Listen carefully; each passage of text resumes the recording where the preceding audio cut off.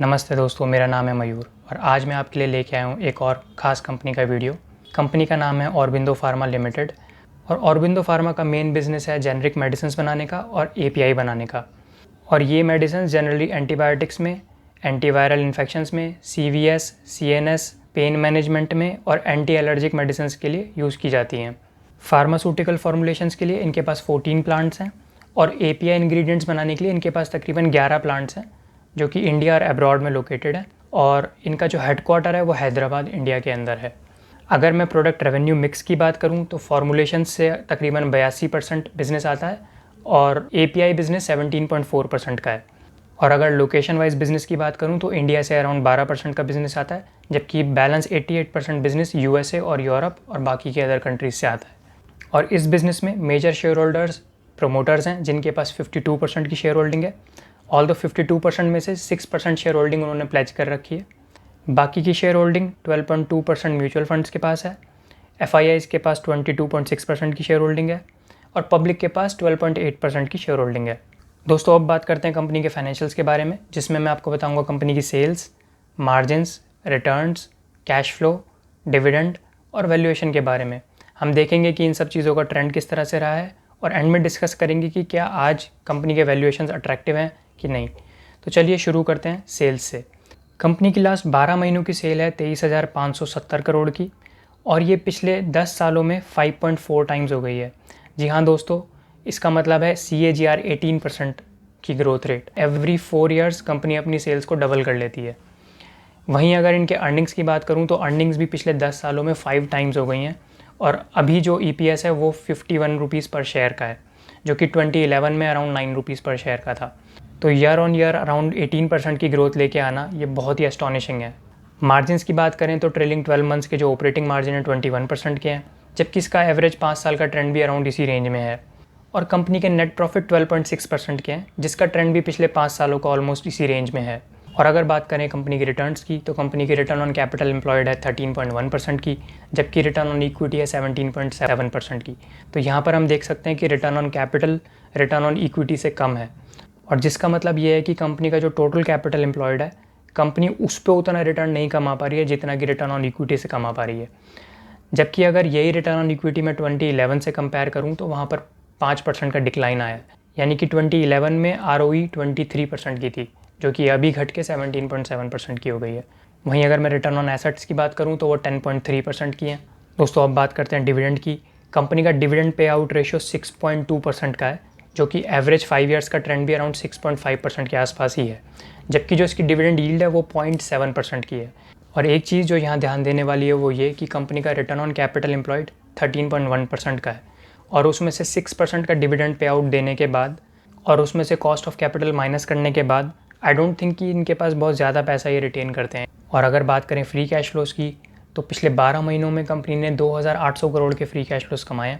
और अगर उसके ग्रोथ की बात करूं तो पिछले 5 सालों में कंपनी के फ्री कैश फ्लो 66% CAGR से ग्रो कर रहे हैं, यानी कि every year company is doubling there free cash flows, जो कि एक बहुत ही बढ़िया नंबर है।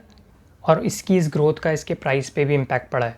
कंपनी का ट्रेलिंग 12 मंथ्स का PE 16 का है, जबकि 2011 में इसका PE 10 का था, तो वहाँ पर 1.6 टाइम्स का इंक्रीज़ आया है।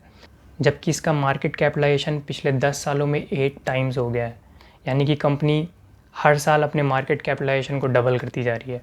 जो मार्केट कैपिटलाइजेशन 2011 में 5,700 करोड़ का था वो अभी 47,000 करोड़ का है।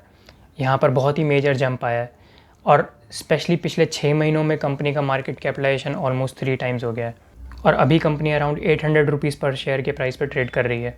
और अगर प्राइस को कंपेयर करें कुछ और पैरामीटर्स से तो कंपनी का price to operating cash flow ratio है 5.5 टाइम्स का, जबकि price to free cash flow ratio 17 times का है। प्राइस टू सेल्स 2 टाइम्स का है, जबकि price to book value ratio 2.8 times का है।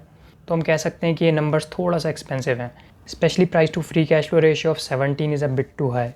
हाउएवर, अगर डेट कवरेज रेशियो की बात करें तो कंपनी का डेट इक्विटी रेशियो है 0.3 का, यानी कि कंपनी के पास बहुत ज़्यादा लोन्स नहीं है। और कंपनी का इंटरेस्ट कवरेज रेशियो है 13.3 टाइम्स का, यानी कि कंपनी अपने इंटरेस्ट ऑब्लिगेशंस को बड़े आराम से पे कर सकती है। वहीं कंपनी का डेट सर्विस रेशियो भी हेल्दी है, जो कि अराउंड 3.3 टाइम्स है। और अगर करंट एसेट्स की बात करें तो कंपनी का क्विक रेशियो है 0.46 का, जबकि डेज़ रिसीवेबल आउटस्टैंडिंग 68 डेज़ के हैं। जबकि इसका पास्ट ट्रेंड भी अराउंड 60 टू 70 डेज़ के बीच में ही रहता है, जो कि एक अच्छा नंबर है। वहीं करंट रेशियो और इन्वेंटरी टर्नओवर रेशियो भी काफ़ी हेल्दी हैं। और अगर बात करें लिक्विडिटी की, तो कंपनी की टोटल बैलेंस शीट का 10% पैसा कैश के अंदर अवेलेबल है। तो दोस्तों हम देख सकते हैं कंपनी के कुछ पैरामीटर बहुत ही अच्छे हैं, जैसे कि कंपनी की सेल्स और अर्निंग्स पिछले 10 सालों में 5 टाइम्स से भी ज़्यादा से ग्रो हुई हैं। कंपनी के मार्जिन्स, उसकी रिटर्न्स भी काफ़ी अच्छी हैं। प्लस कंपनी के डेट कवरेज रेशियोज़ और एसेट्स भी काफ़ी हेल्दी हैं। बट कंपनी के कुछ वैल्यूएशन पैरामीटर्स जैसे प्राइस टू अर्निंग रेशियो और price to free cash flow थोड़ा सा एक्सपेंसिव है। तो चलिए अब कंपनी को कंपेयर करते हैं उसके सभी कॉम्पिटिटर से और देखते हैं कि कंपनी अपने कॉम्पिटिटर्स के कंपैरिजन में क्या सस्ती है या महंगी है। तो दोस्तों कंपनी के मेन कॉम्पिटिटर्स हैं Sun Pharma, doctor Reddy's, Cipla, Biocon, Torrent Pharma and जेनबक्ट फार्मा जैसी कंपनियां। और हम ऑरबिंदो फार्मा को उसके सभी कॉम्पिटिटर्स से कुछ वैल्यूएशन पैरामीटर्स पे कंपेयर कर सकते हैं। हम देख सकते हैं कि ऑरबिंदो फार्मा का पी रेशियो जेनबक्ट फार्मा को छोड़ के बाकी सभी कंपनियों से कम है। और यही ट्रेंड हम प्राइस टू बुक वैल्यू और प्राइस टू सेल्स रेशियोज़ में भी देख सकते हैं। यहाँ पर भी ऑरबिंदो फार्मा अपने सभी कॉम्पिटिटर से सस्ती है। ऑरबिंदो फार्मा का प्राइस टू सेल्स रेशियो है 2 टाइम्स का, जबकि इसके बाकी कॉम्पिटिटर्स जैसे सन फार्मा 3.8 टाइम्स है, डॉक्टर रेड्डीज़ 4 टाइम्स है एंड सिप्ला भी 3.3 टाइम्स है। जेनबक्ट फार्मा 1.4 टाइम्स है, जो कि इससे अभी सस्ती है और इनफैक्ट वो मुझे काफ़ी पसंद भी है और उस पर मैंने एक वीडियो भी बनाया। अगर आप चाहते हैं उसको चेक करना तो आप मेरे चैनल में वो वीडियो देख सकते हैं। और एक और रेशियो जो मैं हमेशा चेक करता हूँ वो है एवी/एबिटेडा रेशियो। हम देख सकते हैं कि ऑरबिंदो फार्मा का एवी/एबिटेडा 10 टाइम्स का है, जबकि बाकी सारी कंपनियों का एवी/एबिटेडा इससे ज़्यादा एक्सपेंसिव है। और ये इंडिकेटर हमें बताता है कि ऑरबिंदो फार्मा और जेनबक्ट फार्मा इस वक्त अंडर वैल्यूड रेंज में है, जबकि बाकी सभी कंपनियां इस वक्त ओवर वैल्यूड टेरिटरी में हैं। तो दोस्तों इस कंपैरिजन से तो यही समझ में आता है कि ऑरबिंदो फार्मा अपने बाकी सभी कॉम्पिटिटर से कंपैरेटिवली सस्ती है। तो चलिए अब बात करते हैं कुछ और इम्पॉर्टेंट और इंटरेस्टिंग फैक्ट्स के बारे में। दोस्तों ऑरबिंदो फार्मा इंडिया की सेकंड लार्जेस्ट कंपनी है रेवेन्यू टर्म्स के अंदर। जी हाँ, सन फार्मा के बाद ऑरबिंदो फार्मा रेवेन्यू टर्म्स में सेकंड लार्जेस्ट कंपनी है। ये सिप्ला, डॉक्टर रेड्डीज़ से भी ज़्यादा रेवेन्यू करते हैं एक साल के अंदर। वहीं इनका जो एक्सपोर्ट रेवेन्यू वो अराउंड 88% का है और एक्सपोर्ट ड्रिवन होने के कारण कंपनी का more than 90% revenue foreign exchange में आता है।